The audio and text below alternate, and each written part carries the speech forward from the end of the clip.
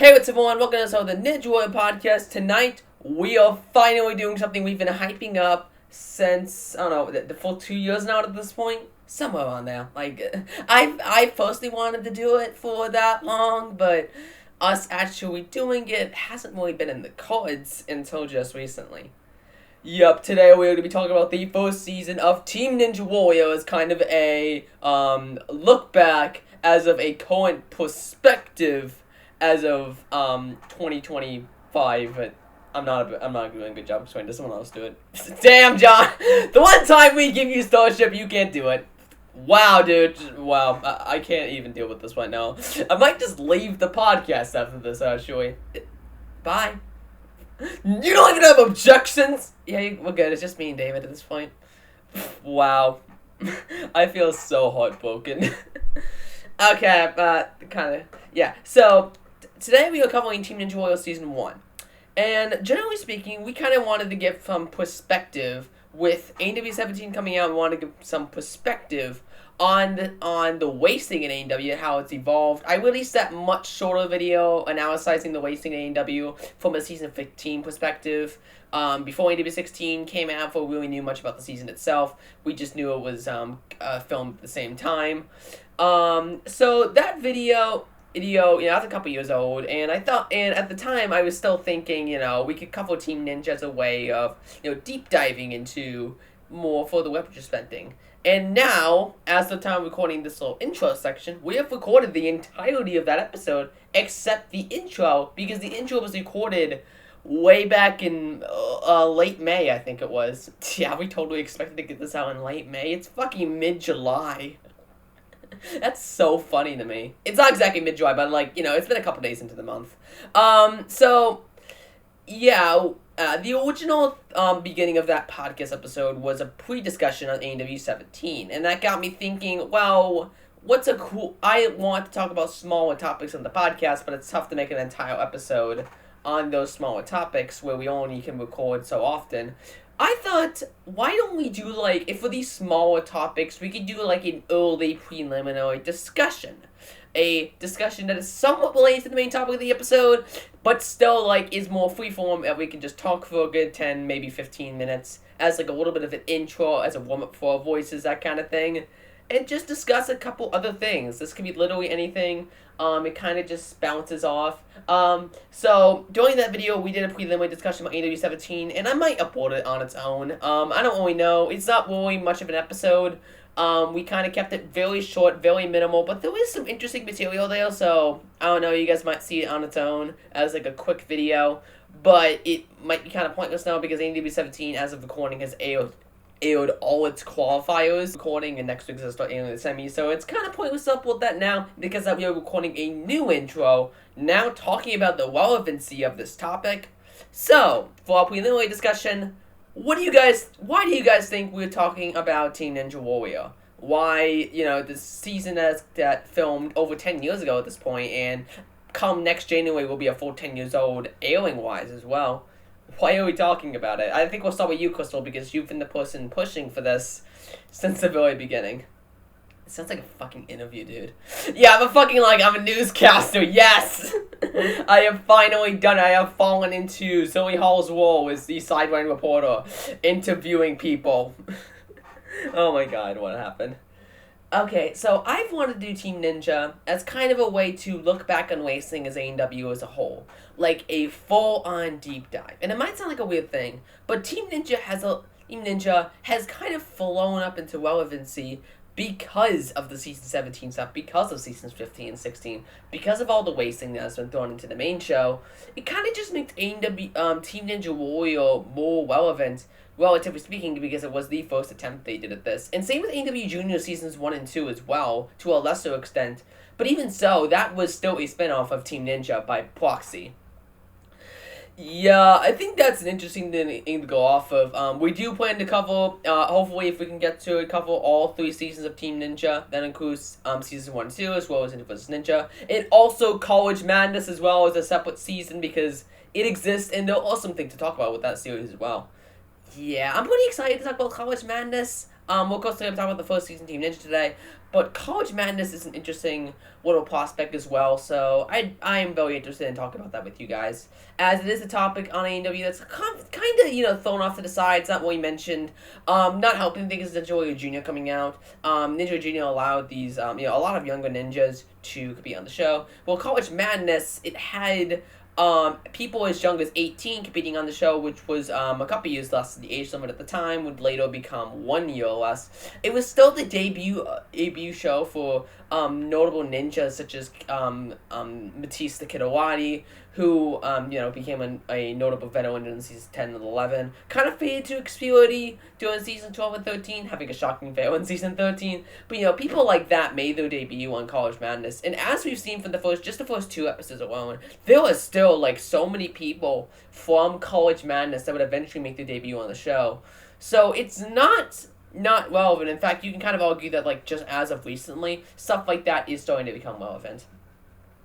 Yeah, especially, I don't really know what this is going to turn into, but generally speaking, today we're just covering the first season. I think honestly, it's a big point of comparison between the 2 seasons. I mean, Team Ninja occupies, some pretty interesting principles compared to ANW, what will ANW 17 do? ANW 17 basically just, acts as, our mini season of ANW. It's kind of just like ANW 12 at this point, a lower scale competition, except we don't have the excuse of COVID-19. We have the excuse of we don't have budget. Yeah, and that's pretty clear. From what we've seen of the qualifiers this season, they might look better, but that's just because they had to construct less courses. And the obstacles were already built. As I can assume, they reused the assets from previous seasons, which is why they did it this way anyway. So, generally speaking, the season feels lower budget, and we can get to why when we cover the West of the City qualifiers, which will be in the next episode of the podcast. But generally speaking, it's interesting coming from a Team Ninja perspective, because Team Ninja was not a low-budget season. No season of Team Ninja was low-budget. Team Ninja, despite being filmed in, a fucking warehouse, the first 2 seasons, it was still, absolutely high budget. Budget for an ANW season at the time, which makes a really interesting conversation because that actually lost money while filming as well. Yeah, Team Ninja Warrior, just for some stats, because I don't know if we ever talked about this during the original recording. Team Ninja Warrior was the most popular program on Esquire Network, but Esquire Network was overall not popular as a network in general, so that meant 1 million viewers for its first episode, and they kept on decreasing from there. So it's not that popular, but yeah, it's a thing. Absolutely. It's kind of unfortunate that's the way Team Ninja Warrior felt. I think we're kind of lucky that we got as many seasons as we did of the show, because it just was put in a very awkward position where, this was a good competition. All 3 seasons are really good competitions. College Madness is pretty okay. And then ANW Junior, same situation. All cases, the show lost money making the competition, but yet they were still a really good competition, especially in the vs. Ninja. All of these competitions are also memorable. Yeah, definitely, for sure. So I think it's also interesting covering Team Ninja because it also allowed a lot of rookies to get early startup. I did talk about it briefly during that bigger video about the racing, but people like Anna Shoemaker, Tiana Webberly, Matisse Awadi, ironically enough, people like that got a lot of early starship on Team Ninja because the courses were a lot easier and more tailored toward them style-wise. It's something that I can highly appreciate, especially from seasons 15 and 16. The fact that the courses were just made so much more difficult than they needed to be, and overall, the course design needs to be tailored back a lot. I honestly do wonder what season 17 courses are going to look like when it comes to the racing. I'm honestly kind of worried about it. It's a very reasonable way to have. I mean, if season 15 and 16 are a prospect, who knows what the fuck we're going to be looking at for these. Yeah, I mean, not to mention how cheap it really felt to see season 15 and 16's courses, season 17 is already heavy improvement over that just because it doesn't feel massively cheap. Yeah, definitely. And what we mean by that is just, the obstacles look a lot less, compact. Especially when it came to season 15 and 16, we had all these new obstacles that fucking sucked, and then season 17, we're going back to some real basics, and I highly appreciate that. God, we're talking about other things aside from Team Ninja. I guess there really isn't much to this. It's fine. I mean, we hit the 10-minute mark, so we basically explained it. I mean, the relevancy of Team Ninja is just the fact that we're doing racing now, and from that perspective, it is cool to look back on these early seasons of racing, see how they did it, and see how they did it better, and see what little improvements were made over time. And plus, talking about seasons of AEW that people don't talk about anymore. I mean, I don't know the last time I heard someone talk about College Madness. Like, yeah. Absolutely. I mean, we'll talk about that maybe later this year. But generally speaking, just Team Ninja as a concept, yeah, I think it is cool to talk about.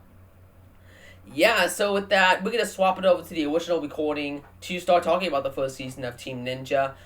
This is a kind of a comprehensive deep dive, episode by episode. We aren't going over every single race, but we are going over matchup by matchup, talking about the highlights, and generally speaking, what we think of each individual episode and how that compacts into one full 8-episode season. And, yeah, you guys will generally just see some really interesting takes from us, I think, honestly. And I hope you guys are excited for it. I don't think there's really any reason to drag it on, though. I think we should just get into it. Yeah, so we're gonna swap you over to the original recordings from, way back in fucking May. I hope there wasn't anything else we have to fix. I don't think so, but I guess we'll have to see. But, yeah. So, let me just give you guys the background on this, because there was a little bit of context here. The year was 2023, and American Ninja Warrior started shoving racing into their format, basically ruining what the show was. Now, here we are. However, that was not the first time racing was introduced into the show, unlike what the show wants you to believe. It had been a thing for a while at that point, starting way back in 2016, with the first season of our topic today, Team Ninja Warrior, a show that we've been talking about covering for a while, like David just said, 2 years, and honestly, I'm pretty excited to finally get into this season, something that I've been wanting to cover for a really long time too. But now, let's talk about Team Ninja Warrior Season 1. For this Team Ninja discussion, to establish some basis here, when talking about Team Ninja, we will be talking about one season per episode. We will be doing an overview style, episode by episode, but we will not be going one by one. We will be going matchup by matchup, talking about the different teams, talking about the courses they ran on, and just talking about the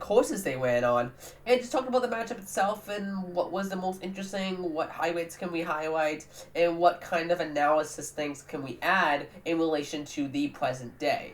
And I think that's what will be the value of us doing Team Ninja stuff now, almost 10 years after it aired, the first season. It is 9 years old as of now, which is kind of crazy when you really think about it.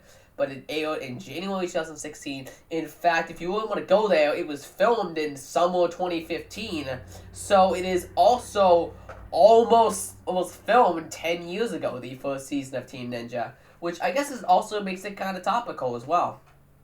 I think to understand what Team Ninja really stood for at the time of its release, I think we need to go back to that time and talk about 2015 for ANW. A very different landscape. A point in time to where some of you guys may not have even been Ninja fans, nor had even been alive in certain cases. I hope there aren't any 8-year-olds watching this podcast. But that's a very big possibility, showing how wide Ninja's reached an audience since then. Yeah, that's like 1 year away from going on Ninja Junior. Like, that is not a stretch in the slightest, unfortunately. Yeah, but, we hope I disrespected, like, at least 2 people in the audience. My apologies if that is you, but, that was basically just saying to scale. Look, this is the time to, Isaac Cordell and Jeff just won the show. This was the, off-season between seasons 7 and 8. So that had just happened. The Ninja world was very different. There weren't many, at-home training facilities or gyms. The only really big ones were Drew Dressel's and, the Movement Lab. Iron Sports, where Daniel Gill came from, headed by Sam Sand. Those were really the 4 big ones, and really the only ones that were, actually prominent at this time. That's how far back we are going here. But ANW, I would definitely say, was at the peak of its popularity at this time. Kind of crazy to think of it that way. But with the way Ninja would go in terms of trajectory, this is when the show was most popular. right at the cups of their first winners, and the show still being really good. And I would definitely say the show would still retain this greatness for the next 2-3 seasons, just about. Yeah, definitely. So here we are on Team Ninja. It was a show that aired on Esquire Network, which was the original network, which was the byproduct of G4, which was the original network Ninja Warrior aired on, and now it aired on Esquire for Esquire. Now, I think that's like the first reason why Team Ninja got canceled. First off, just the fact that it was on a channel that no one watched. Yeah, so Team Ninja, just for general stats, Team Ninja was the most popular show on Esquire Network, but barely anyone watched it even so. Like, it does not mean anything in the slightest. And that's why Team Ninja failed. Now, the next season, or season 2, it moved to USA. A different network that is now owned by NBC itself after Esquire Network got defunct during the year of 2016. But generally speaking, that's probably the one of the more interesting things about Team Ninja Warrior is pre-release, is the fact that it aired on a network that wasn't that popular. It'd be hilarious enough was still the most popular thing on that network. So it's a really interesting peculiarity, I guess. Yeah, the show was filmed in the back of a warehouse, which is really funny. Like, you can kind of see it where there's a whole bunch of storage. There's a whole bunch of storage containers with the Team Ninja logo on it in the background. It was pretty cool. This was probably a very cheap thing for them to rent out, but it was a large space so they could build a big course. So, honestly, I think it's take it or leave it. Yeah, another big difference between this and the real show was the fact that it was filmed in the daytime instead of at night, which definitely played a difference when it came down to how the course looked aesthetically. I think it definitely played to its detriment. I think it's something that was heavily improved on during Ninja vs. Ninja, where we saw the show start filming at night. Ninja vs. Ninja was more of a ANW adjacent type show where Team Ninja attempted to be its own thing, and I think that kind of hurt it in its end. Not that I didn't want it to be its own thing, but it kind of hurt it in just the sense of it just didn't look as appealing as ANW, and I think Ninja vs. Ninja helped with that when the rebrand came. Yeah, definitely for sure. The show saw 24 teams of 3 ninjas each get together and race on a head-to-head course, the first of its kind at the time. This course had 4 standard obstacles across all the episodes, with the 5th obstacle rotating out depending on the episode, and the warp wall always being the final obstacle, along with an extended course that we would see once per episode during the relays. I think generally speaking, during this beginning section, we can talk about the obstacles that would always be there, and then when we go into the individual episodes, we'll talk about the individual obstacles that end up changing, starting with the Sonic Swing, the Log Whip, the Swing Jump, and the Dancing Stones. The 4 obstacles that would stay throughout the entire season with no changes. What are you guys' main opinions on these 4? Okay, so the Sonic Swing sucks. Like, it's a really easy obstacle that was probably only made difficult because this was a racing format. The Log Whip was sluggish. The Swing Jump is mostly sluggish and just led to some really stupid fails. And then the Dancing Stones was actually a pretty good obstacle, and I think is another obstacle that, similar to the floating tiles, next season was heavily revitalized by Team Ninja, even if it was only on this first season. Yeah, definitely. I think, honestly, just talk about the Dancing Stone, so it's an interesting choice for sure, but it definitely proved to be a good obstacle choice because of the way they made it, where they made it so both competitors had to share the middle of the obstacle, which is something that would carry over into the much faster-paced floating tiles. Yeah, I think it's just like a nice design decision that just carried throughout the years once the floating tiles were introduced. Yeah, the other 3 obstacles, they range from easy to way too slow. Like, there wasn't really much to say. Yeah, I do think the warp wall is a much better end to the course than the rope climb from seasons 15 and 16. Like, come on, people. That is why there was so many neck and neck finishes, because this course is so well rounded. Though season 1 definitely feels primitive. I think honestly, rewatching season 1, you could tell like until the latter half of the season, it felt like most episodes didn't have that kind of oomph and edge to them. Like not as many close races and close finishes, at least until we got to the finals. And, the show just felt like it could be better, but at the same time, though, it's not like it was bad by any means. I actually think it was quite good, and I think that's a huge difference compared to seasons 15 and 16. Yep, so with that out of the way, let's hop into the first episode of the show. 20 minutes, it ain't bad, right? So we are going to be going episode by episode, as we mentioned earlier, talking about the individual teams and individual matchups, and talking about some highlights here and there. Mostly just trying to keep it at a fast but steady pace and making sure everyone can get some opinions in, and we can mention any kind of other things along the way. So starting with the first episode of Team Ninja, and the first matchup of the episode, I think honestly, the first thing I'd like to mention about Team Ninja is its editing style, and just the fact that this show feels 10 times more like a competition in terms of snappy editing and caring about the competitors themselves and what the course was what was happening on the course and the actual competition structure. It feels much snappier.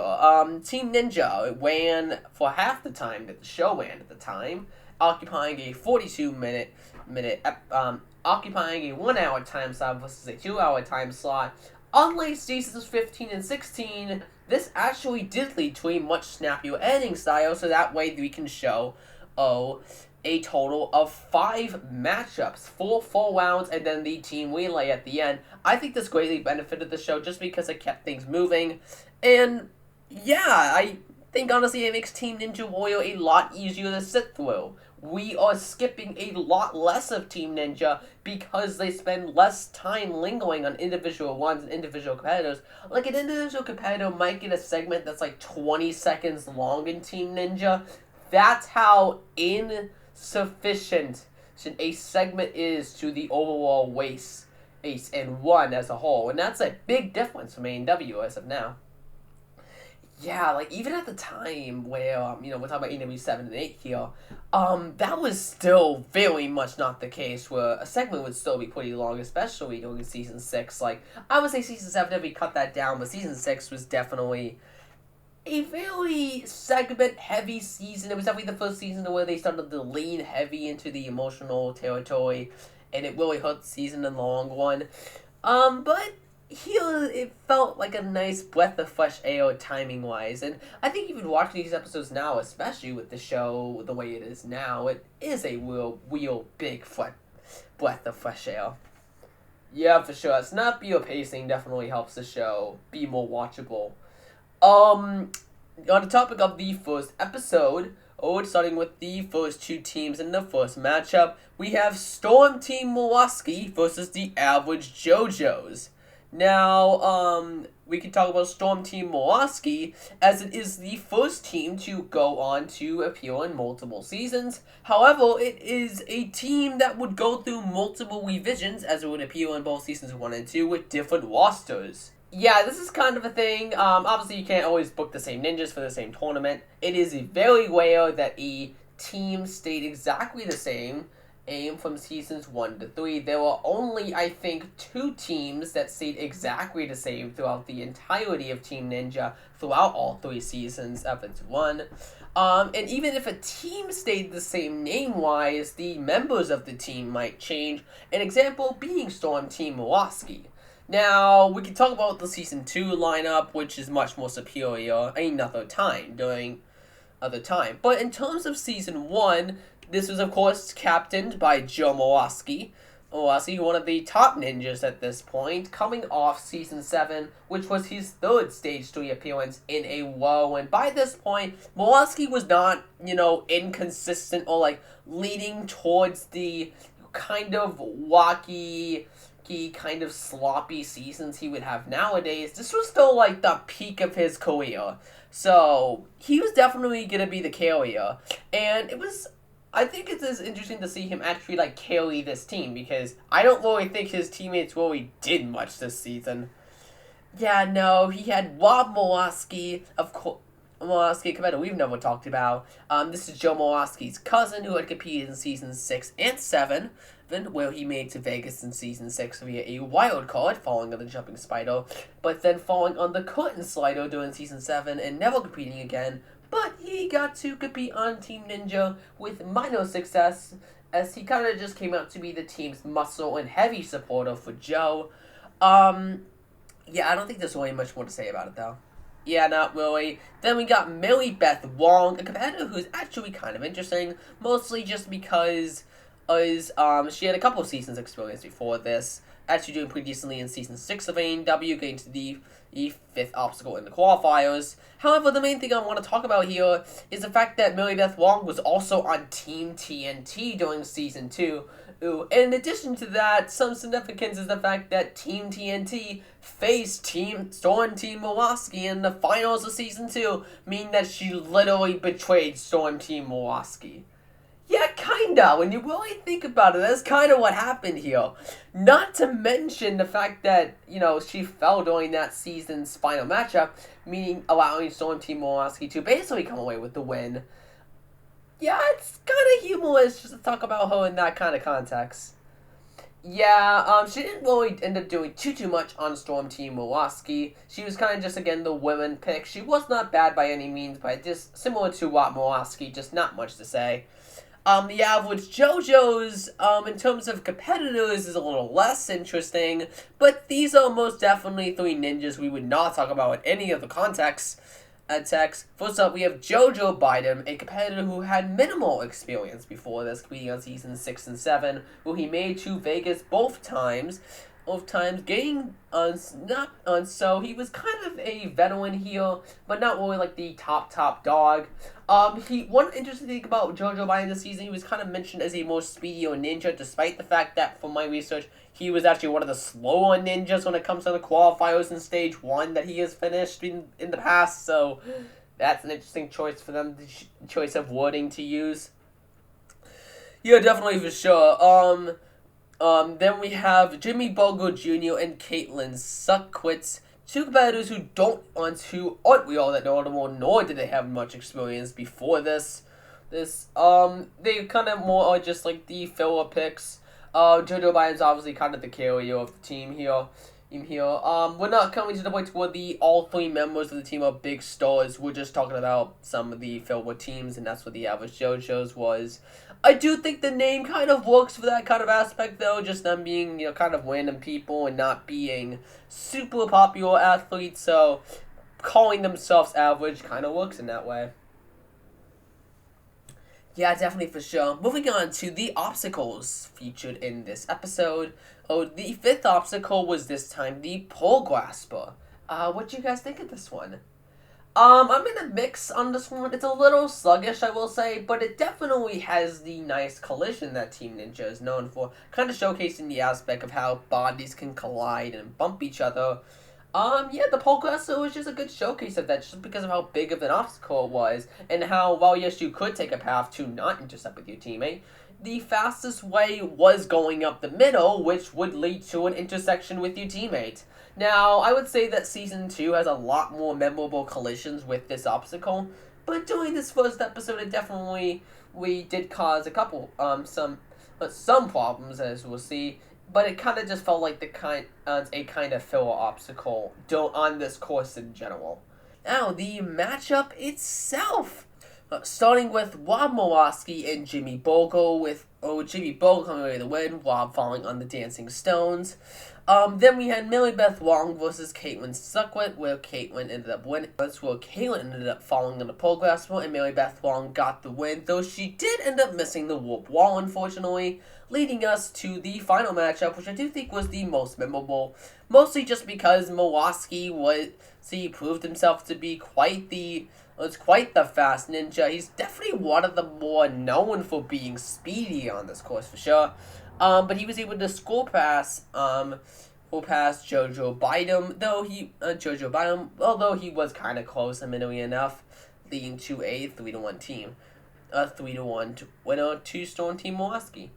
Yeah, winning a round, at least the first round, led to you facing the losing team from the next matchup in round two, the knockout round, which kind of just meant you were more well rested for the next round, where the losers were immediately matched up with the previous winning team for the next round, which led them to being matched up with a more well rested team versus them to where they have to head right back into the action immediately, which can cause some turmoil for sure. It definitely cause some drama as we keep on moving forward. Yeah, I think honestly the Storm Team Milwaukee vs. Average Jojo's matchup wasn't really the most interesting. I think the more interesting one was the next matchup, Team TNT versus Team G-Force. Two teams that were pretty iconic when it comes down to the first two seasons of the show. Yeah, Team TNT is quite the legend to starting off with. This team was headed by Ninja veteran Travis Rosen, the Aegis Wonder, someone who retired in ANW 11, so we haven't exactly talked about him as we started covering in ANW 12, but he is still most definitely one of my personal favorites, and Team TNT is no doubt my favorite team just because of their stats of being second as the runner-ups of both Season 1 and Season 2 as well. That's a huge stat for Travis Rosen's team, and I think it's really impressive that he was able to captain the team to that point. Yeah, as we previously mentioned, Team TNT is also another team just like Storm Team Milwaukee, where the roster changed between seasons. For Season 1, of course, we had Travis Rosen as captain, but we also had Adam Arnold, who had recently gained some starship on the show by being a walk-on and completing the Orlando Finals course, being one of only 4 finishers and the fastest finisher, which was pretty impressive given the fact that he was a walk-on and a rookie at that. Yeah, Arnold is not someone who would go on to have a super memorable career, after this, but I think it's cool that he got to be on Team Ninja and on Team TNT. Their female pick was Joyce Sabaz, one of the more well-known women at this point in the show. You have to remember that no woman had completed Stage 1 at this point, so being a well-known woman kind of just meant you had competed a couple of times and done decently, and that's kind of what Joyce had. She had competed twice before in NWP's 4 and 5, getting a wild card in Vegas during both seasons, and becoming the last and being the first of any other woman, tied with Jessie Graff at that point, at her time during Season 5, only to be beaten by Megan Martin during Season 6, and also topped by Jessie Graff during Season 7 as well. Now, at this point, she was still one of the more top and more well-known females, although definitely her class was getting outclassed at this point. Any further opinions on Team TNT as a whole before we move on?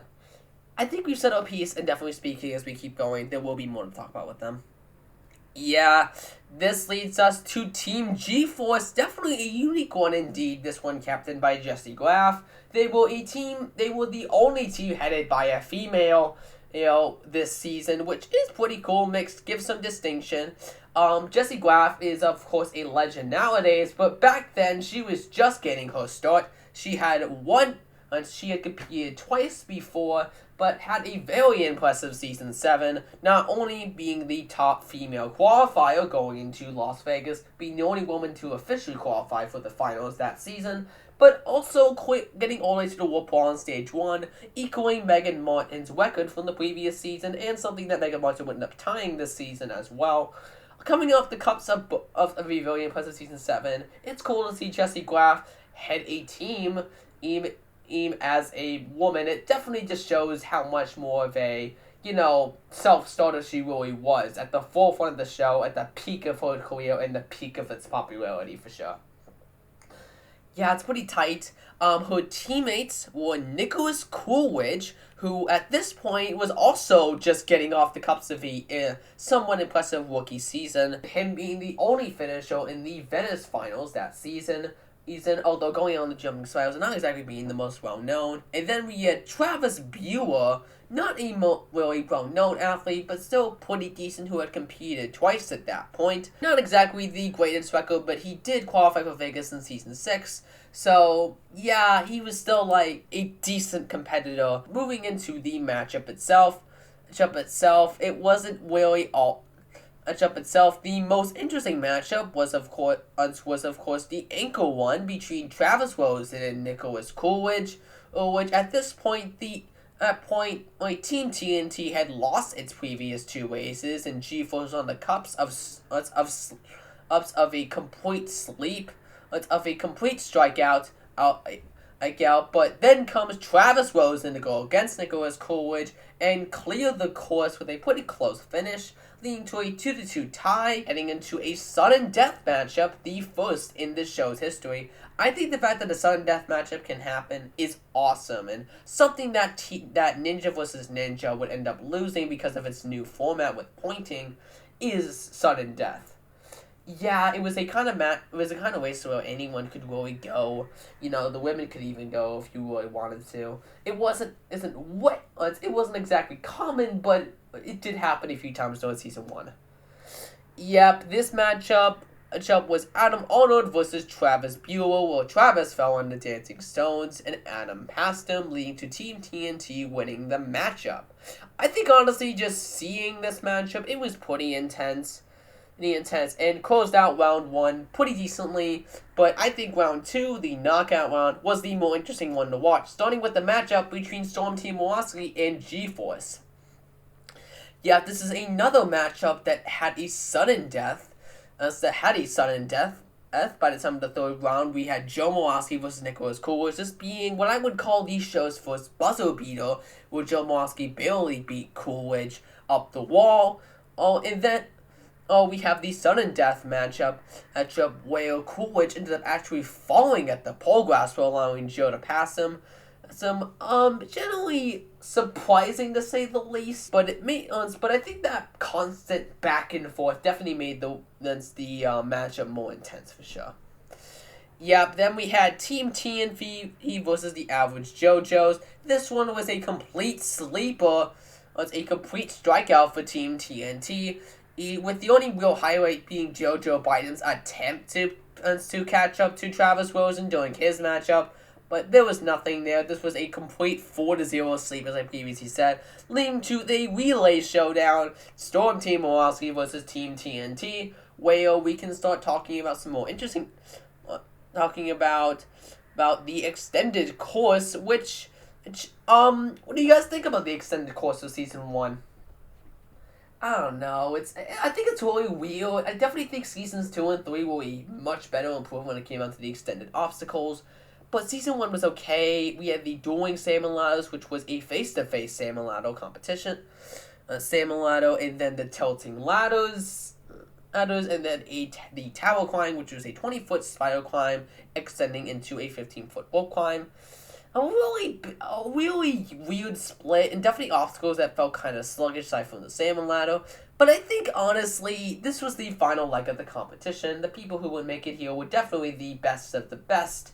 Definitely the best of the crew that would be competing. So, it never really caused any problems, and it would definitely still some really close races up to this point. Yeah, for sure. This matchup, Storm Team Milwaukee versus Team TNT, god damn it, this is by far the best matchup in the episode, and pretty intense.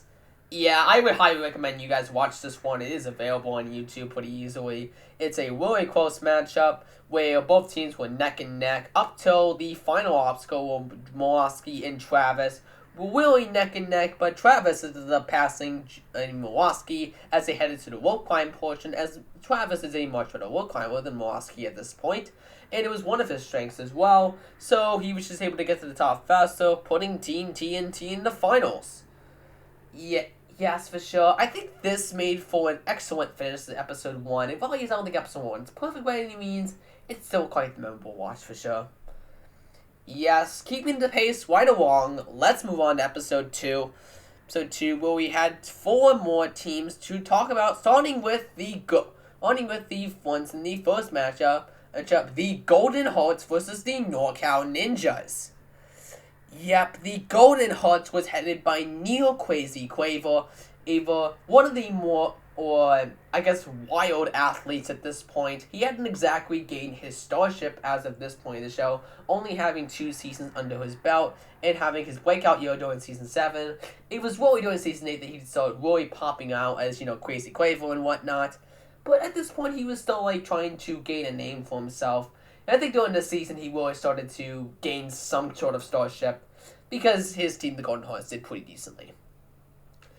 Yep, the other competitors in this team were Natalie Durant, this actually being her very first season on the show. She would gain some decent starship on the next season during Season 8, but on Season 1 of Team Ninja, it's kind of just like a trial one for her, and I think it's pretty cool just to see her, pre-ANW just compete here.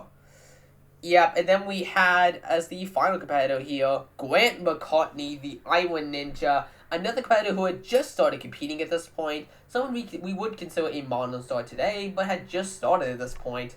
McCartney had a pretty decent rookie season, getting to the double salmon ladder, equaling in Neil Crazy Quaver, but I guess technically speaking, even more impressive this being McCartney's rookie year. I think it was just, I think the Golden Hearts were one of the more well-rounded teams for sure. We had 3 ninjas who were pretty skilled and could really hold their own for sure. Yep, then we have the NorCal Ninjas. Now, in Seasons 2 and 3, this team would be pretty powerful, headed by David Campbell. But in Season 1, they're quite the interesting bunch to talk about because it really is just Campbell on what it feels like one of his off days, with 2 lesser-known ninjas who aren't exactly all that special either. Yep, at this point, Campbell was in the middle of his career. He was still completely well-known, obviously. He's still last interested in doing Seasons 2 and 3 of ANW. Is still kind of on the poise to maybe win if he just broke his Stage 1 dry streak, but he was still right in the middle of it. Coming off the cups of Season 7, this being not only the first year he went without a buzzer, but also the 4th year in a row he had failed Stage 1. And one definitely interesting result for him, and definitely something that he would have wanted to redeem for sure. This season is definitely one of the more disappointing for his team. It's for his team. His teammates being Sean Noble and Rachel Mulvaney. Two people who, honestly, there isn't really much special to say about. Yeah, Sean Noble had competed for a cup, had competed a couple times during ANW's 4, 5, and 6. But he was barely ever shown during these seasons, so he wasn't really well known at all, really. And then we had Rachel, who had competed in ANW's 5 and 6, but not really having impressive seasons. Not getting past the 3rd obstacle, and not getting a wild card in Vegas in either tournament. Yeah, I don't think Campbell really had the most star-studded roster this season, but, I guess they still had potential for sure. Yeah, we are still talking about David Campbell. It's one of the more smart ninjas during Seasons 2 and 3. He was he was definitely an older dog, but knew how to get past the younger guns. Here, I think he definitely learned what he needed to do to be a good, racing ninja, I guess, as his team was kind of completely smoked in this matchup. Yep, during the 3 matchups, it was a 4-0 sweep for the Golden Hearts, although that final matchup was quite close between Neil Quaver and David Campbell, but it still was, a 4-0 sweep, something that is definitely a hard loss for the team in the losing side. Yep, moving on to the next matchup, we got the Towers of Power versus Team Midoriyama. Definitely 2 of my favorite teams from this season. Yeah, the Towers of Power. This was a team headed by Brandon Mears. He was a competitor who had once again, very minimal experience at this point, although he was coming at the cups of what would become his best season. He's getting to Stage 2 in the Unstable Bridge. Now, this was most definitely impressive for him, especially what would happen later with his career. And then we got his teammates and fellow Tower of Power on the show, Dan Palizzi. Yep, Dan Polizzi was a pretty strong competitor in his own right. At this point, he hadn't really had much starship, competing on AW's 5, 6, and 7. Even having an early failure in AW 7, he wouldn't exactly have his breakout till much later. But I would definitely say that his time on Team Ninja is definitely his first point of ANW starship and gain of popularity, especially when it comes down to the Towers of Power name as a whole. Yep, they were rounding out their female competitor was Selena Laniel, someone who had competed a couple of times, notably during Season 4, or going farther than any other woman during that season, making it to the Jumping Spider as a wild card in Las Vegas. There wasn't really much else to note there, but she was still a pretty decent ninja. All three of these people were firefighters, which was kind of just like the main gimmick of their team at that point. Yep, then we have Team Midoriyama, headed by Ian Dory, member of the Wolfpack. Ian Dory had just come off his best season getting all the way to the flying ball on stage 3. Quite the impressive year in my opinion. Honestly, a season that is very much overshadowed by recent seasons from other competitors, and definitely one that I think should be looked back on more fondly, especially with this being Ian Dory's biggest, deepest dive into Mount Midoriyama, even considering his later years as a career. Yep. His teammates were Dan Yeager, someone who had a very impressive rookie year during Season 7, making it to Rule Out Well and almost clearing. And then we had Megan Martin, a fellow training partner of Yeager and Dory, of course, and also a fellow member of the Wolfpack. And tied with Jessie Gravel, the farthest a woman had gone at that point on stage 1. She was a top rock climber in the world as well. Kind of just another very well-rounded team, and definitely people who you could definitely say were poised to win as well. Yeah, they kind of had more of the upper body skills, so definitely speaking, not exactly the most faith, but I think they're definitely a team that proved themselves as we keep on moving forward throughout the season. Yeah, going back to the matchup, this was a really close one, where by the time of the third matchup, it was a 1-1 tie, leading to Brandon Mears and Ian Dory heading it off with the final matchup, where Dory ended up winning. Now, individually speaking, I would say this matchup wasn't really as interesting, but it's still like, two very powerful teams going head-to-head, especially since, both of them ended up getting a point in this round as well.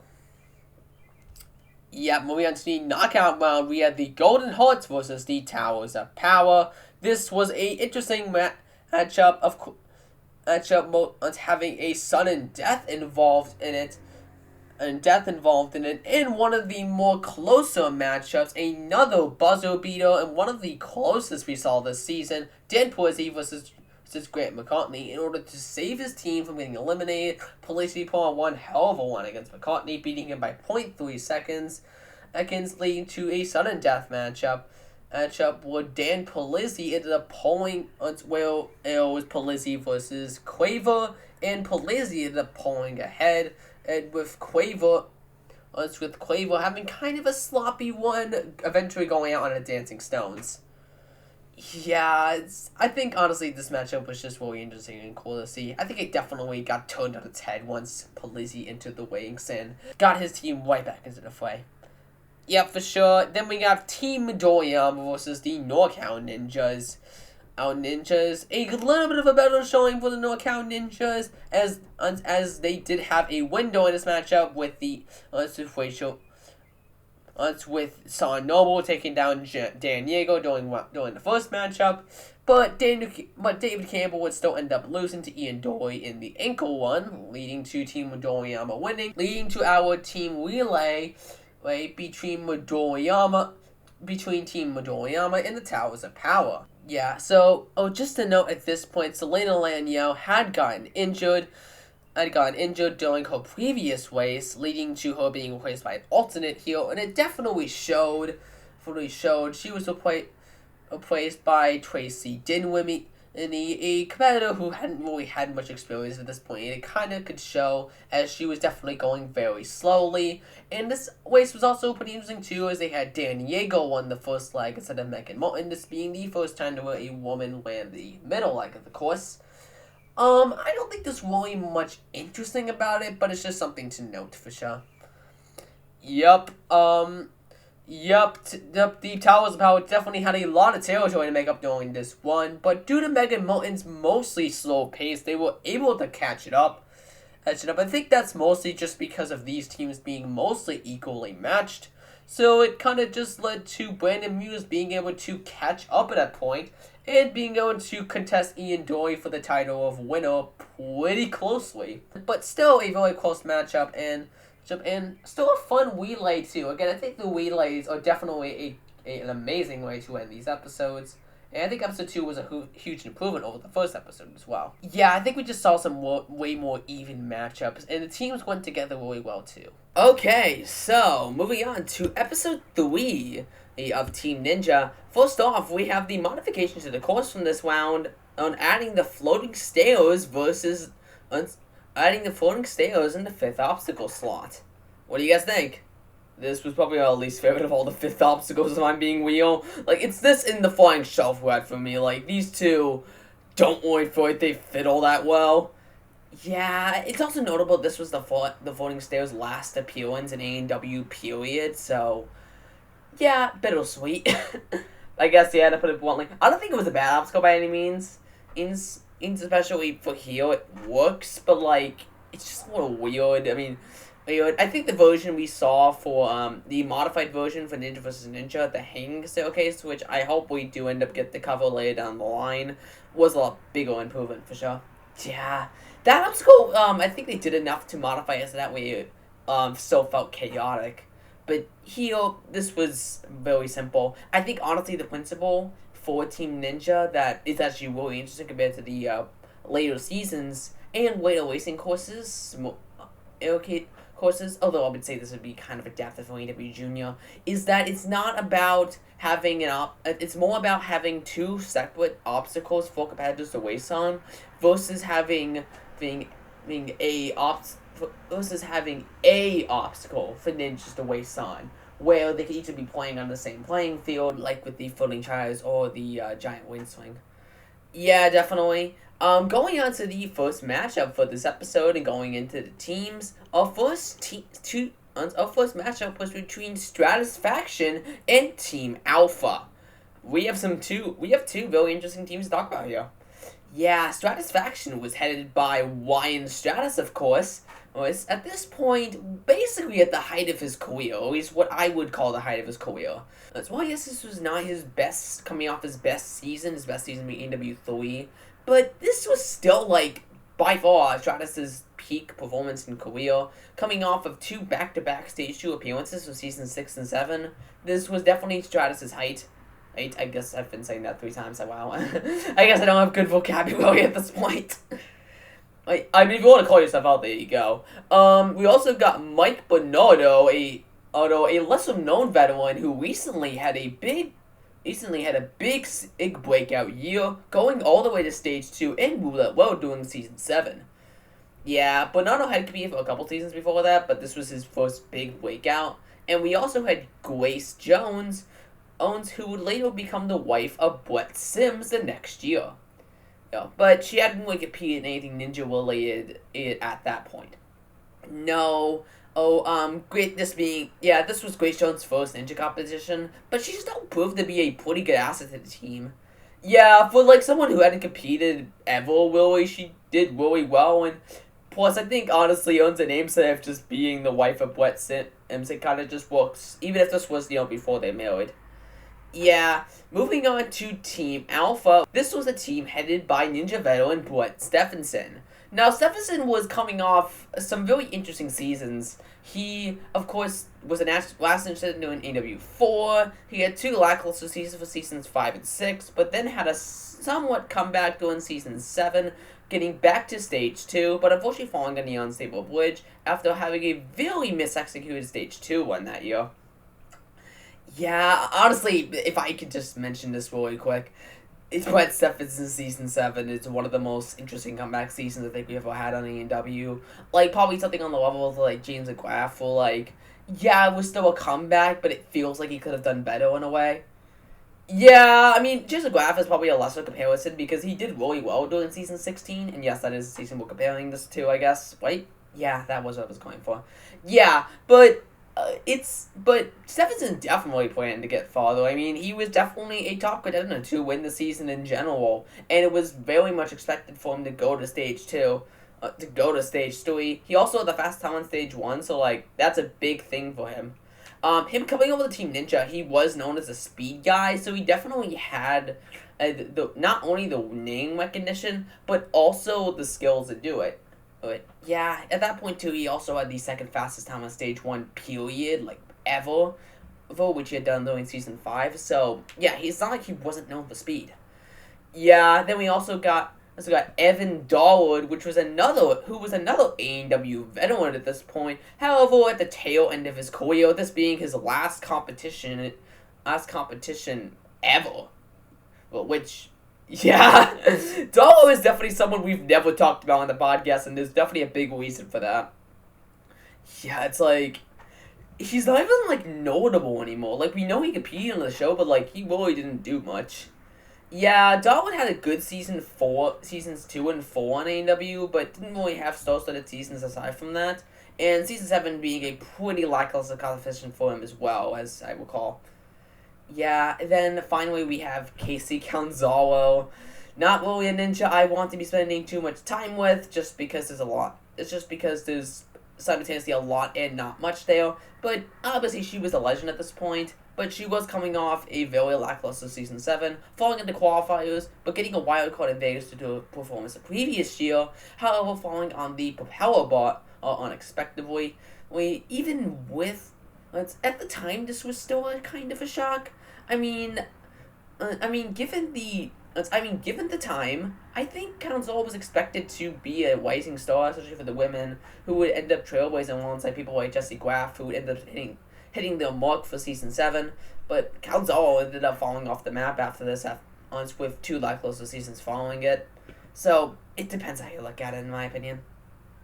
Yeah, so with the two teams, this was a pretty hefty matchup, with the first 2 rounds ending off with a tie, 1-1, leading to a matchup between Ryan Stratus and Brent Stephenson. Yep, this was pretty close, but Stephenson ended up falling behind kind of quickly after a couple stumbles, which led to Stratus coming away with the win, and Stratus faction moving on getting the win for round 1. Yeah, I think honestly, Team Alpha, unlike similar to NorCal Ninjas, but also unlike them, headed by a big ninja star, and even 2 others in the form of Casey Council and Evan Dahlwood, they still had surprisingly disappointing winning performances for all 3 seasons. Yeah, definitely, especially seasons 2 and 3. Here at least they won a matchup thanks to Casey, but you could definitely see like Stephenson being a little bit cocky and not exactly being at his standard. Stephenson's kind of known for that kind of thing. But with that, we can move on to round 2, which had the Expendables versus the Tres Amigos. 2 lesser-known teams, but still 2 pretty iconic teams, at least in my opinion. Yeah, starting off with the Tres Amigos, this was headed by a ninja veteran, Tremaine Deutsch, who had some experience at this point. 2 seasons, 3 seasons, coming off his best season from Season 7, getting stage 2. So he definitely had some starship. He also had Andrew Lowe's on the team, who also was coming off to one of his best seasons from Season 6. Although Season 7 wasn't exactly the best for him, he was still a rising star on ANW. At least relatively speaking. Yeah, I think it's the best way to put it for Andrew Lowe's. He's definitely a guy we'd have talked about on the channel, mostly just because he kind of stopped competing after ANW 11, which kind of makes sense. He's the kind of guy who got completely duped by ANW, just in general, really, and never really got full showtime, despite still doing well up till Season 9, so, like, yeah, is that. Yeah, then we got Cassandra Deutsch, who only competed in ANW 7 at that point, falling on the Tell Things Slider, which wasn't really all that far on the course.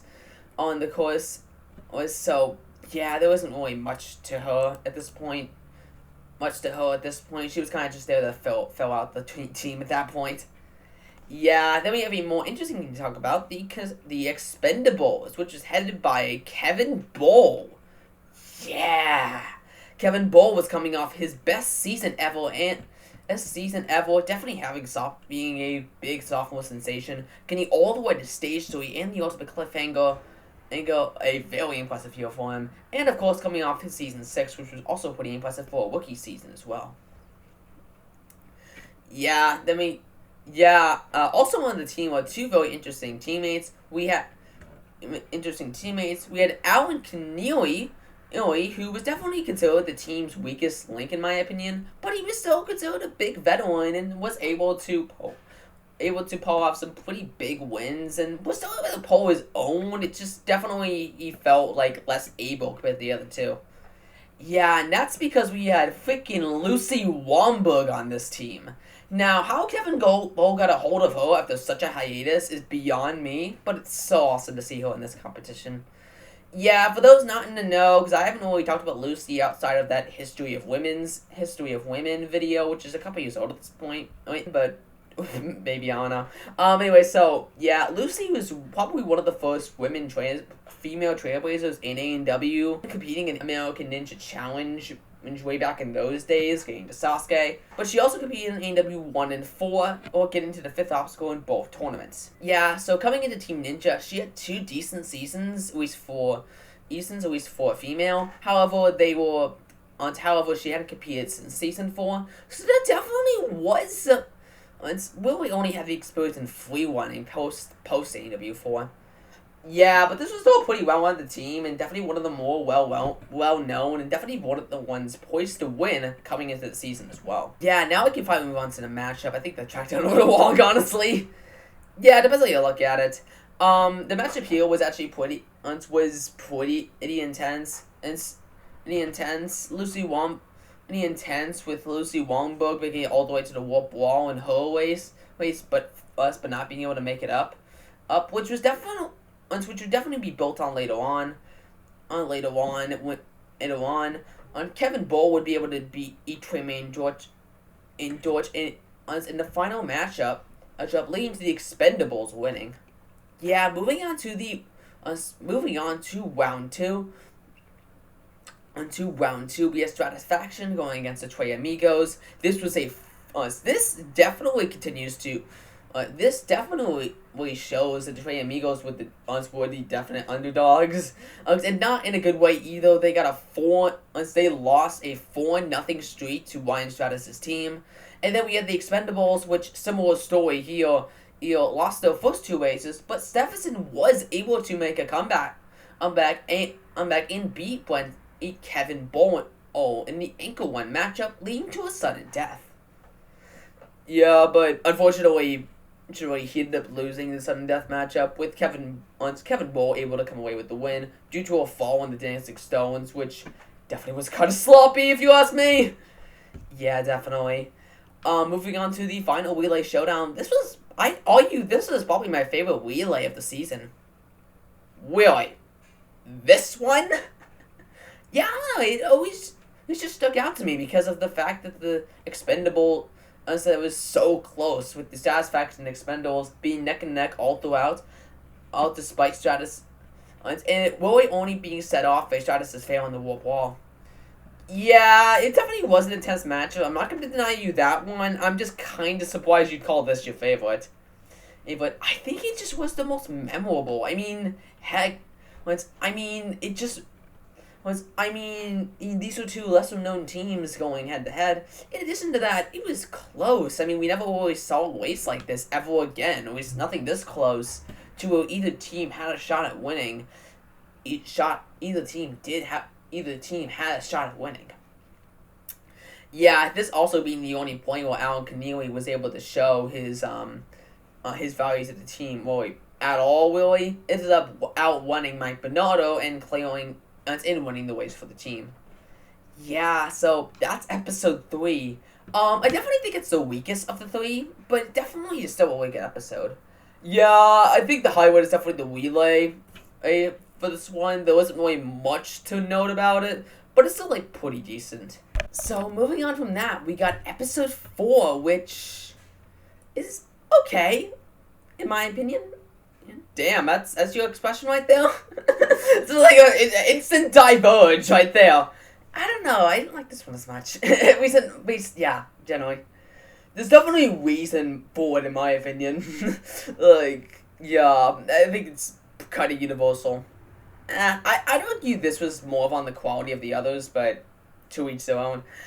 Starting off with the obstacle lineup, we had the flying shelf grab come in for the 5th obstacle. As we previously mentioned earlier, this wasn't exactly a good adaptation of the obstacle, it being very different from the one seen in Season 7, where it's a bar into a flying shelf grab, which led to a much higher placed bar.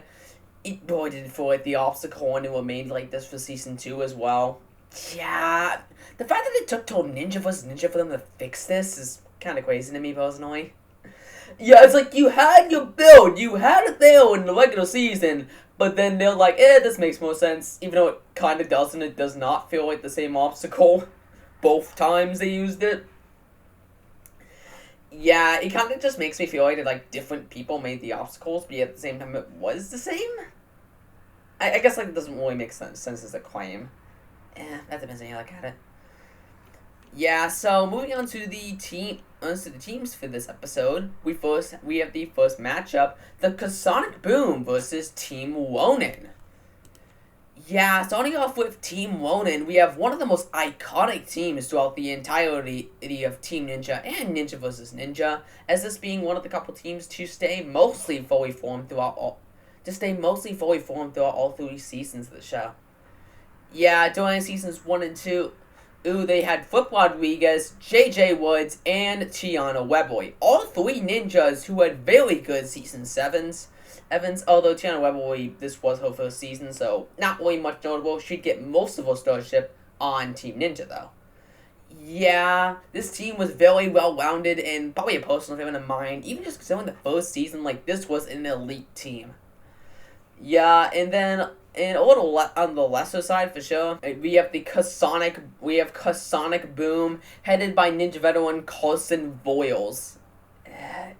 Yeah, I mean, Carson was technically coming off a really good season from Season 7 where he got to Roulette Low. Oh, but there was not much coming on this team, with him having 2 basic nobodies in the form of Barrett and Beth Botham, the latter of which I think never competed again after this as well. Yeah, there's definitely a way to put it there. This matchup, though, was pretty surprising, if you ask me. Not what you'd expect, I'll give you that. You'd expect, let's just say Team Ronin just crushed this team, but it did not happen. At least it kind of did. It depends how you look at it. Yeah, the first 2 matchups went in Team Ronin's favor, with Tiana Webboy getting a buzzer. This being pretty impressive, with getting a buzzer, her being just the 4th woman ever to do that, technically speaking. Although the show would kind of discredit this is within just a year of it happening. Yeah, they kind of ignore Team Ninja. They act like it's a thing. It's a thing when narrating Webboy's won, but then completely ignore its existence later. Classic ANW, am I right? Then we got the 3rd matchup, Flip Rodriguez vs. Carson Voiles, where Flip was definitely taking a more slow approach, probably more reminiscent of his more laxed approach from Season 7, but Voiles was able to take advantage of that, getting to the warp wall and hitting the buzzer just a little bit faster than Flip. But you could tell Flip wanted the vengeance, as the sudden death round went in Flip's favor, and he was much faster, despite still being pretty close. Yeah, Voiles was not a speedy guy, so this one's always surprised me, just in general.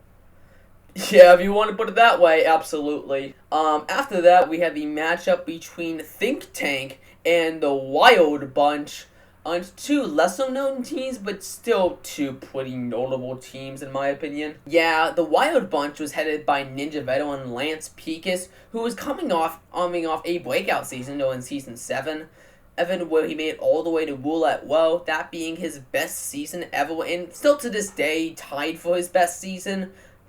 Lance Pekus definitely being a big star at this point. His 2 teammates a little less so, but definitely still stars in their own rights. Yeah, we had Ben Mielek, who had competed in Season 6 and 7, and and making it to Vegas in both tournaments. And then we had Rose Wetzel, who would become one of the more well-known female competitors from the in season 7 and 8, although not doing too well, still being prominently featured, mostly due to her experience on Spartan competitions, later also competing in Spartan Ultimate Team Challenge that same year as a part of the Ninjas team, which maybe another show we talk about too at this point. I don't know about that. It would definitely be a very British style, but I don't know. I like the show. I think Spartan was a very fun show. But it definitely reeks of being a modern reality show, if I just had to be brief about it. Yeah, Rose was coming off her first season from ANW7, and now was on Lance Picas' team.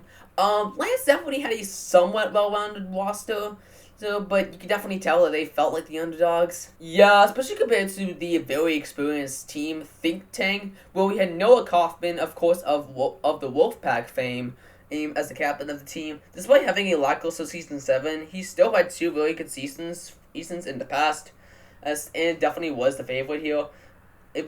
We also had Matt Wilder, who competed in season 7, and ended up proving to be a very useful asset for Team Ninja.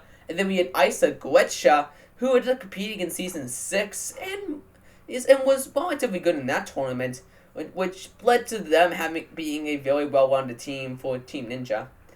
Yeah, I think it is this team was definitely a pretty strong one. And definitely what I would consider one of the most underdog-type teams in the season. Probably right behind Kevin Bull's Expendables. Yeah, it's definitely a way to put it. Going as the actual matchup, this is a very quick talk. Think Tank completely a clean sweeps Lance Picas' team. Yeah, this was definitely a thing that happened, if you ask me.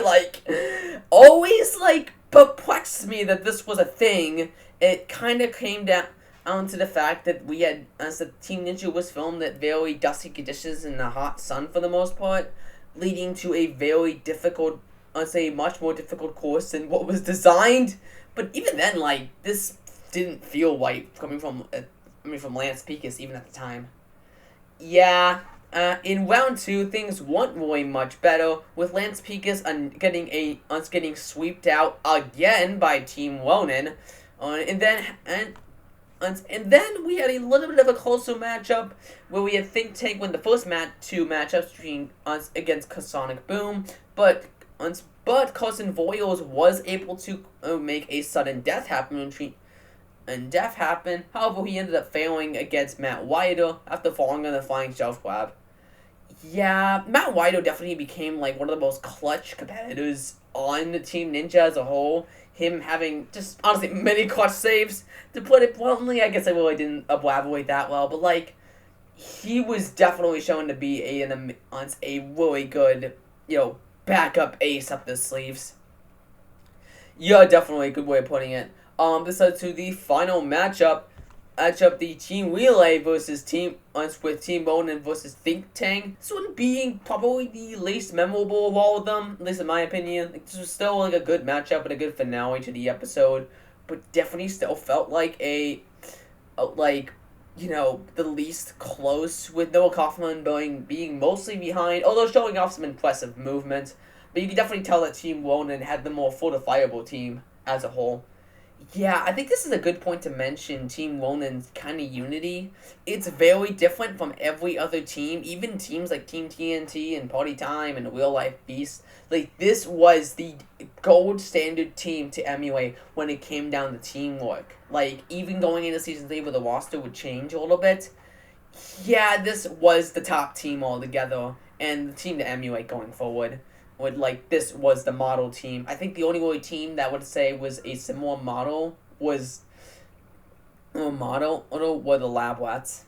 Yeah, that's a good way of putting it. From there, we can move on to episode 5, with a matchup between the Ninja Britons and the Electrics. We have some 2 very interesting teams to talk about. You forgot about the obstacle change. Oh, fuck. Hold on. I was jumping forward. I'm sorry, I'm just excited to talk about people we don't usually talk about.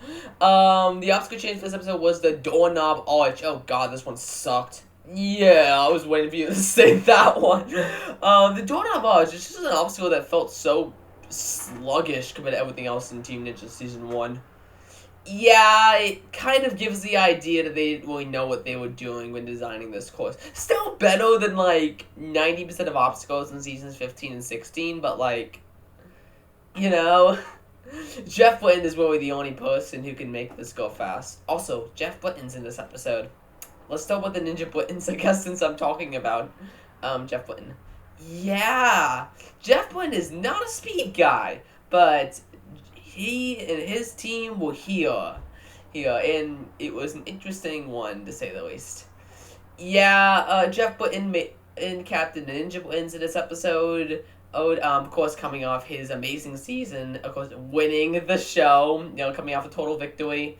We also had Jessica Britton, who had to compete in ANW 7, but was cut. She's, of course, Jeff's wife. More specifically, she's, like, really good at climbing and stuff.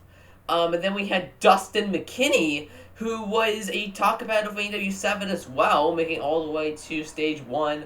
He was kind of, he was a big star to the fact that he was in the Marines, so he really didn't have, he had everything on the line. He may not have another shot at Mount Midoriyama. So, he was personally one of my favorites from ANW 7.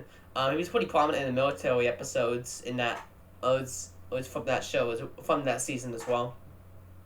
Yeah, and then we got the Electrics. The Electrics. How do I even describe this team? I don't know. I think we'll just start with who was on the team. We had Elliot Hall as the captain. He is one of those old-time veterans, so it could be in Season 4. Had a big breakout season in Season 6, getting to stage 3 alongside Joe Mawaski.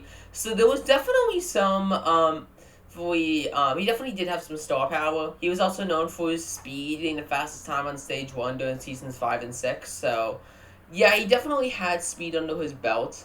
So it's not like he wasn't white for this kind of competition, but I think this is really interesting for Elliot Hall because this would be the last competition he would compete in ever. Yeah, I believe he was not invited back for Season 8, if I recall. One of the two. Is either he wasn't invited back or he didn't even apply, I don't really know. Then we got Dylan Gates, who was, very briefly on ANW 6, where he did pretty decently, but he was never really notable, really. Yeah. And then we had Cassie Craig, who, this was her first ninja competition, but she would compete in, later competitions on different teams, most notably being on Phoenix Force, or Stone Ninja vs. Ninja. And she also competed on ANW 9, if I recall correctly, doing decently well. Yeah, I don't think there's really much to the Electrics as a whole, but just the fact that we're talking about some in ninjas that we don't usually talk about, that's the cool part. Yeah, so the matchup did not go so well for the the Ninja Britons, despite being a decent team, had lost a 4-0 streak, which is crazy, by the way. But I think this is a cool matchup just because, again, two lesser teams going head-to-head, like, that's cool. Yeah, I don't really think there's much more to say about it. Moving on to matchup 2, we had the Lab Rats versus Iron Grip. Two very top teams throughout the entirety of Team Ninja as a whole. Yeah, the Lab Rats, as we alluded to, is like the bog standard for teamwork, was the second example of that. This team had Chris Chesky, a competitor who we've barely ever talked about, to the fact that he hasn't competed in Season 11, but he was a very well-known veteran at this point. He's still definitely someone I'd love to see again. He's kind of been, like, not competing just due to the fact that he's a father now and everything, but he's always been one of my favorite ninjas. Then we got Brian Wilczewski, Chris Wilczewski's brother. Not really a well-known competitor, but still competed semi-often. Most recently, he had made it to stages 2 in Season 7 at this point, so that's still pretty good for him. And then we had Michelle Wonky, who had been a rising star for the women as of late, and also, hit, like, the second ever buzzer for a female. Like, that's really good. Yeah, I think it's cool to see Michelle Wonky here. She's definitely one of the top women in general throughout all of Team Ninja. Throughout all of Team Ninja and Ninja vs. Ninja. Yeah, then we have Iron Grip. This was a very interesting team to where it was never really consistent. It was always captained by Daniel Gill, but the teammates always changed between seasons. seasons, we had this was coming off of Gil's rookie season, so Gil wasn't exactly a star at this point, but he was still like someone people were looking out for as someone who would start to improve over time. After then we had Sam Sand, who was a somewhat known veteran, most notably having a pretty good season 7, but he wasn't exactly well known for his consistency. He was definitely the oldest ninja competing on a team, I think. So his speed wasn't just definitely not a factor. So he was definitely a weak link despite being a good veteran. And then we had Rochelle Hetler, who had never competed in any ninja competition but was known for her climbing skills to a certain degree. I don't think she really competed in anything else either, if I recall correctly. But yeah, this was a pretty interesting team. They were really being carried by Daniel Gill, which you can definitely see in the first matchup where the first 2 races went to the Lab Rats, but then once Gill stepped onto the playing field going against Brian Gorcheski, he tied it up 2-2, leading to sudden death between Gorcheski and Gill, between Chris and Gill, where Chris ended up falling on the doorknob grasper. Kind of surprising for him, if you ask me. Which allowed Gill to get the win. Gorcheski definitely showed, like, the dusty conditions were really getting to him in the early parts of this competition. Yeah, because you can kind of just tell, like, he's wearing a mask during, like, the one. Maybe you can show, like, a picture, because, like, yeah, it was definitely getting to him. You can kind of just see it. Yeah, the second matchup was between the Electrics and the Lab Rats. This was a complete reversal where the Lab Rats force sweep the Electrics, which was interesting. Not really much notable, although the final matchup was interesting, having Dylan Gates fall on the Dancing Stones, and then Brian Wolcheski winning the race. I don't really think there's much interesting about this matchup, but it could have been so much more. Yeah, it was. Wow, yeah, it kind of hits when, like, someone you know is so good, like Elliot Hall, puts together a team, but then, like, you can tell it's, like, not really the best in the world. It's kind of odd to say it like that, but yeah, it kind of hits. After that, we had Iron Grip versus the Ninja Footins. This ended up being a much better showing for them, as as Dustin McKinney won the first race against Sam San. The second matchup, Jessica lost to Rochelle Hetler. And then the final matchup, the anchor one, was Jeff Britton versus Daniel Gill, where Jeff ended up falling on the Dancing Stones. And Owens and Daniel ended up winning. Honestly, a disappointing exit for the Ninja Brittons, but you can kind of tell that this wasn't really Britton's forte. But at the same time, though, like, Jeff Britton still put up a pretty good fight. Yeah, like, you could tell Britton's not a speed guy, but I think you could also tell that Jeff Britton is still a really good ninja and still had the power. Yeah, I mean, he showed, like, some pretty impressive power in the doorknob, or also it being an obstacle he faced on a lower scale in the Pittsburgh final. So, like, I think it's time to talk about the team relay at that point as well. Yeah, so the Lablets versus Iron Grip, the team relay. I will call this my least favorite team relay, mostly just because, well, yeah, we had Daniel Gill who carried, but then we had Sam Sand who who wasn't really able to go fast against Chris Wolcheski because he couldn't go up the trampoline and, like, is old. That is so weird, dude. Yeah, I know, but, like, come on. Yeah, no, Sam Sand is not someone we really talk about that much because he doesn't really compete too much and hasn't really been notable since Season 7. But, like, when you have to talk about it here, you have to bring up that he felt like the weakest link in the team and felt like he was bringing down Iron Grip, which is probably why he wasn't in the team for the next season. Yeah, I mean, Iron Grip was not a consistent team at all. The roster changed every year.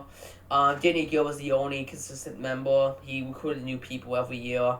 So, yeah. I mean, the team definitely found their starship once, like, Seasons 2 and 3 came, especially Season 3. But, like, yeah, there's definitely a weak link there for that team. Yeah, as you can tell, the Lab Wets ended up winning the team relay, which allows us to move on to episode 6, the final qualifying round. We'll up the optional lineup of episode 6 would change to the wing toss, but not the crisscross wing toss from Ninja vs. Ninja. This was a much more friendly version, to put it bluntly. There wasn't really much to this one. You weren't really allowed to cross into other teams' areas. It's more like the one seen at Ninja Junior a couple years later. So there wasn't really much to note about it. But it was kind of cool, I guess. But I prefer the other version. Moving on to the first matchup, we had the Invincibles. Yeah, so the Invincibles, gotta be tough saying that one, was headed by Ninja veteran Abel Gonzalez, who had just recently came off a really good season of Season 7, getting all the way to Stage 3 by far his best tournament ever, and one of the most unexpected, Stage 2 clears of, AEW history. Not a guy ever expected to get that far. He made it to the cliffhanger. So, really good fun, especially for his second season. His two teammates, we had Nathan Jasso, who I don't really know who he is. Hold on. Look him up now. I'm looking him up now. Okay, so he was kind of just like some random guy who could be on a couple seasons, but he was a personal friend of Abel. Okay. And then finally we have, surprisingly enough, Joey DeWillio in her first ever Ninja competition. And yes, this is where she got her start, which is, I think, just cool to see on its own. Yeah, Joey DeWillio already was quite impressive in this tournament as well. It's pretty notable how well she did. Yeah, moving on to the real-life beast, we have, the guy. His name starts with Drew. And can we just, not walk around this? We know what happened. Okay, fine. Yeah, so Drew Josh will compete on this. It makes sense. This is before, that happened, so just gonna ignore it from here. Aside from that, we have James the Beast McGrath, who is Drew Josh's roommate at the time, but McGrath was also still, looking for his comeback at this point. He had 3 really good seasons from seasons 3 to 5, but then had two very shocking ends to his seasons in a row for season 6 and 7. So he definitely wanted a comeback from here, which he wouldn't get for a long time. But Jason McGrath was still a pretty strong ninja in Team Ninja. Yeah, he was definitely considered this team's muscle. And then we had Erica Cook, who had competed on ANW 7 and did decent in the qualifiers. I don't remember where she competed specifically. But she was, I think, a personal friend of Dreschel. And she got on the team. She definitely got some good starship here as well on Team Ninja. Moving on to the matchup. This was not interesting, not really. I mean, Joe Doolio was able to beat Erica Cook in her matchup. Joe Doolio, I remember hitting a buzzer in this episode. I don't remember if it was during this one or her next one, but it was still really impressive. It was the next one, if I remember correctly. So you're not sure either. No, but you know what? I'm more certain than you, so that gives me more credit. Oh, dude, wow. Wow, you need just the littlest flex. I guess. Yeah, that was that. This led to a 1-1 tie, leading to Abel Gonzalez and Drew Jesso winning the ankle one, which came with Drew Jesso coming in with the win, due to just having way more reach than Abel, and having a really sick dismount on the wing toss. After that, we have the next matchup between the Runaways and some pretty prominent teammates. Team, to put it bluntly, Party Time. Yeah, let's start with the Runaways, because I don't think there's really much to say about them. Yeah, not as much anyway. The Runaways was, of course, headed by Jamie Wan. This was definitely the prototype to the Suicide Squad, which Jamie Wan would head in Season 2, and they'd have a really good run. But here in Season 1, there wasn't much. We had Adam Grossman, who had competed in a couple seasons at this point, but wasn't really notable. And then we had Courtney Venue, who had competed on nothing before this. There isn't really much to these two. Yeah, not really. I don't even think the name's all that creative. Honestly, Suicide Squad's so much better. Yeah, even if it's like taken off of like a total DC property, like that's just a cooler name. Then we have Party Time. Oh man, this was another favorite right here. Yeah, this team was headed by Brian Arnold, who had just recently, he was a top veteran at this point. He had come off season 5, or gone farther than anyone else. And while yeah, season 6 wasn't the best, he still made it to stage 2. And season 7 was pretty good too, but he went out and real at low, and it definitely was a surprise at the time. Yeah, he was definitely not a speed guy, but he was known for his upper body and his prowess. The real speed of the team was Jake Moe in his second competition ever after ANW 7 being a good breakout season for him. Jake Moe was definitely in the early stages of his antics, to put it bluntly. Like, there wasn't really much to him at this point. He did a cannonball off stage 1, but like, by this point, I don't think the crowd really knew what he was made of. I don't think we really knew till like season 8. Yeah. The show didn't really show him much either outside of stage 1. So, yeah, there's that too. And then we had Jennifer Tavernier, who had never competed in anything before this, but was surprisingly like really good for a woman competitor here on Team Ninja. Like, yeah, definitely a huge shock, at least to me. Moving on to the actual matchup, this was a 4-0 sweep to Party Time. I think you can tell just from that idea alone that Jamie Wan was not on his A game for the season. From there, we can move on to the second matchup, which is between the Real Life Beast and the Wanaways. This was a kind of a similar trend where we had Jamie Wan's team lose the first 2 matchups. Jamie Wan was able to win the ankle one between him and True Dressel, which led to a sudden death round, which definitely was staged. Like, I can't see this both happening. We had Erica Cook going against Courtney Venture, the women, this being the only time in Team Ninja ever that the women went up for a sudden death matchup. This had to have been staged. Like, there was no way. Yeah, like, there's absolutely no way. I just can't see this going any other way, personally. Like, this had to have been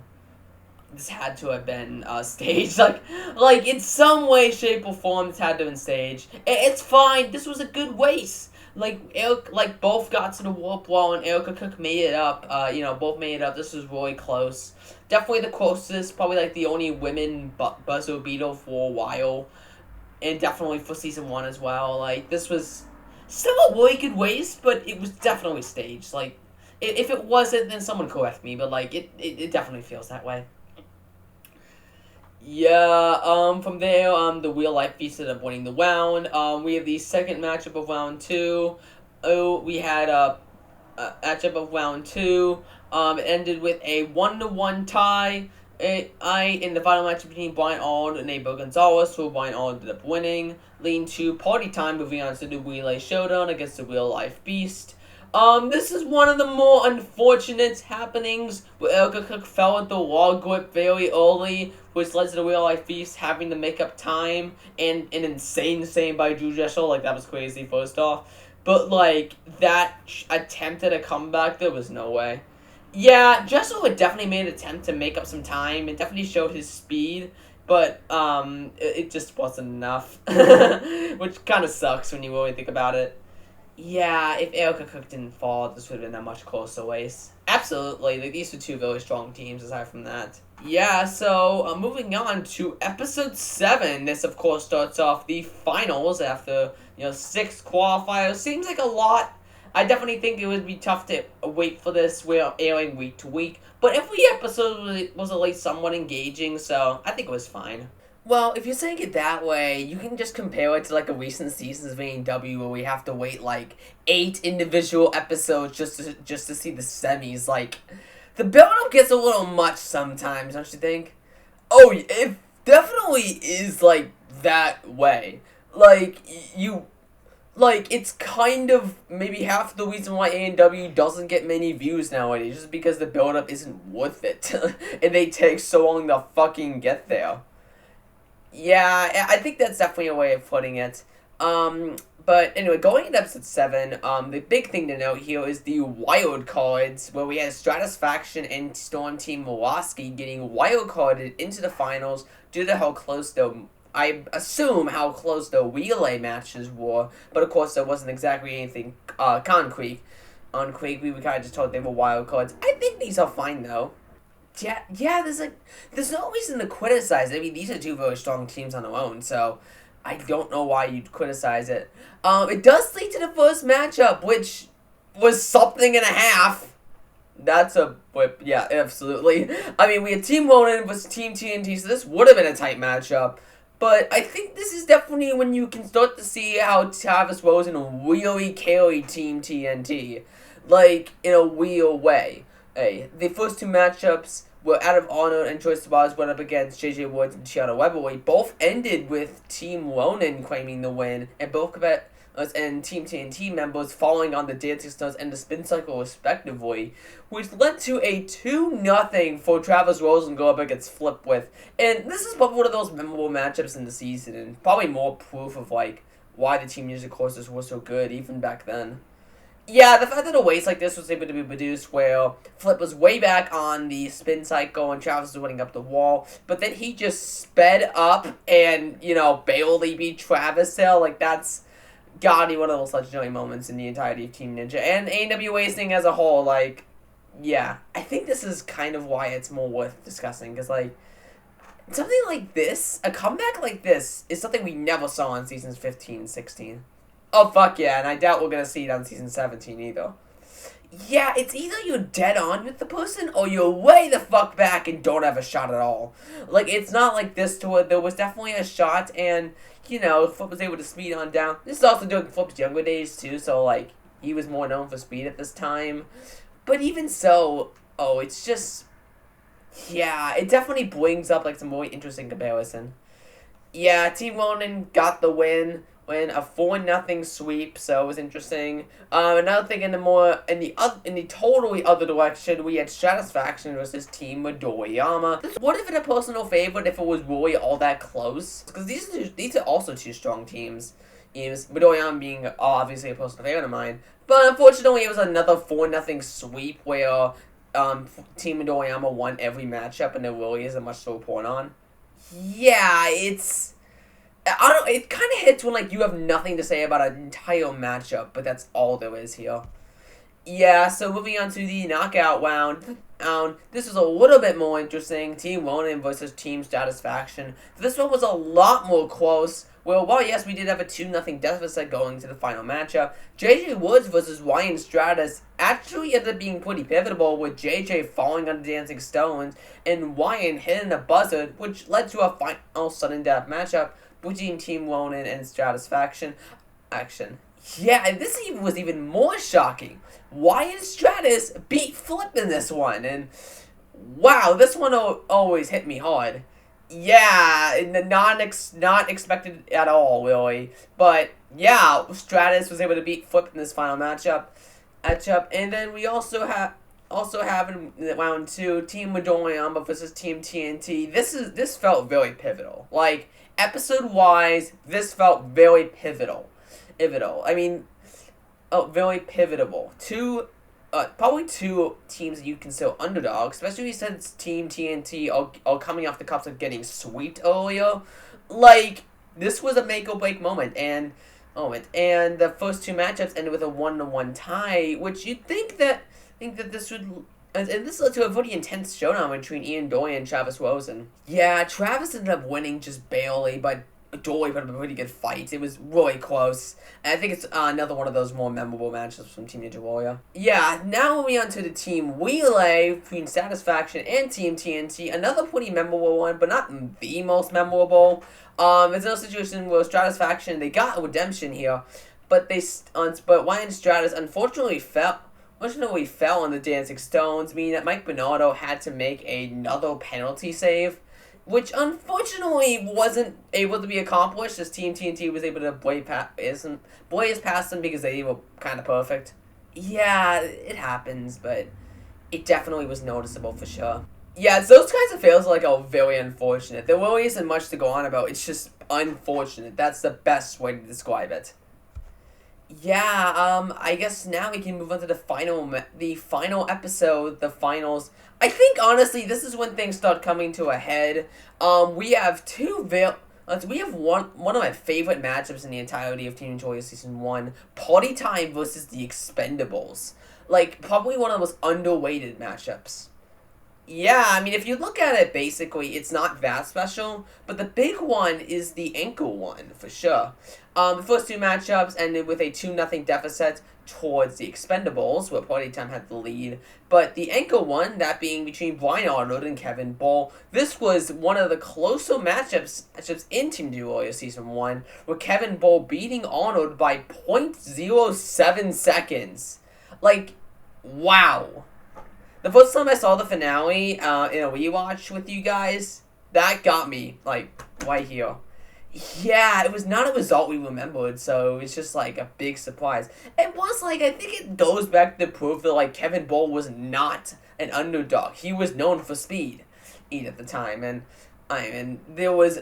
these teams were still even.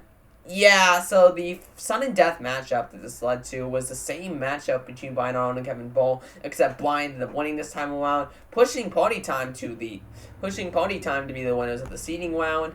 Then we had Storm Team Milwaukee, the wild card, and that versus the Lab Rats. This was kind of sad to watch, if I'm being real.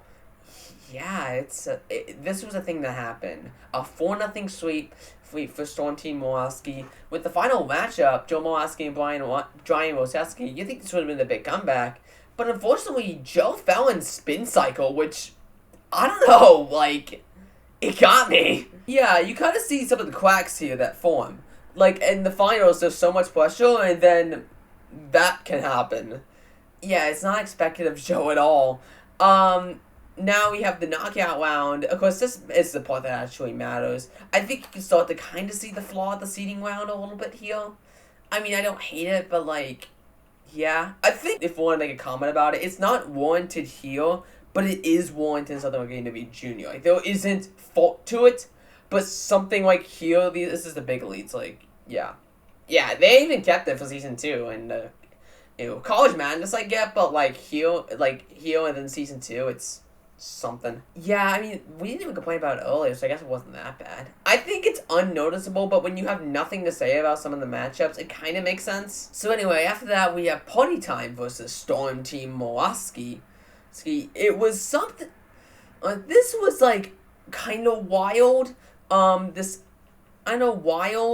where it started off... It's where we had where the first normal matchup here was probably Jennifer Tavernier versus Mary Beth Wong, where both made it to the warp wall. However, they failed to make these 3 attempts, with Mary Beth Wong getting there faster than Jennifer, leading to a win. Then we had Jake Murray versus Rob Milwaukee, with Rob falling out of Dancing Stones and Jake winning. And then we had Brian Arnold versus Joe Milwaukee, with Brian Arnold coming on top. Yeah, this one was another very close one. A close one, especially for Joe. It's kind of a weird one for him, for sure. He's someone we kind of expected to move on to the finals, so I think it's a little awkward. Yeah, I mean, to be completely fair, too, the idea of a wild card who technically lost no matchup winning is a little off, too, but I don't know. I think they definitely improved this for Season 2, because at least then the wild card people had to earn their spot. While here, they were just given a shot, yeah. I think in that way, it kind of just feels like a reason to not have 8 qualifiers instead of 6. Yeah, because that would have been way too much away. I mean, the finale is 2 episodes compared to a 6-episode qualifier, so already that's not even at all. Let alone if it was 8 to 2. That ain't helping things. No, after that, we have the second matchup between the Lab Rats and the Expendables. Another fucking sweep. What is this? Yeah, I don't know. I think the best matchup here was Michelle Wonky versus Lucy Womberg, who both made it to the warp wall. However, neither was able to make it up, which is more surprising for Wonky, because, she's done this before, and even doing this competition as well, so... Yeah, Michelle ended up winning that matchup. It was a 4-0 sweep for the Lab Lads, as previously mentioned. So, yeah, kind of a sad fate for Kevin Bowles' Expendables, especially because of the fact that Kevin Bowles' team would never make a comeback after this in seasons 2 and 3. Yeah, Kevin wouldn't even compete in season 2. Ooh, and then in Ninja vs. Ninja, his team went out in the qualifiers.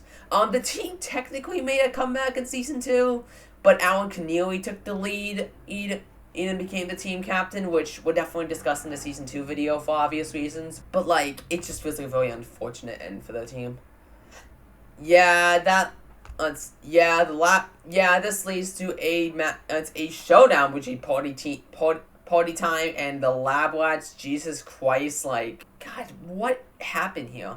Yeah, like, this was by far one of the more disappointing ends. And, both teams were pretty even, but Quist fell behind. Like, goddamn, Quist fell behind by an honor on the final ledge, and that's what ended it there. It was, I think it's just unfortunate that that's the way it went. Yeah, definitely, for sure. This led to the final matchup, Push bringing back Team TNT from episode 7, and then Party Time.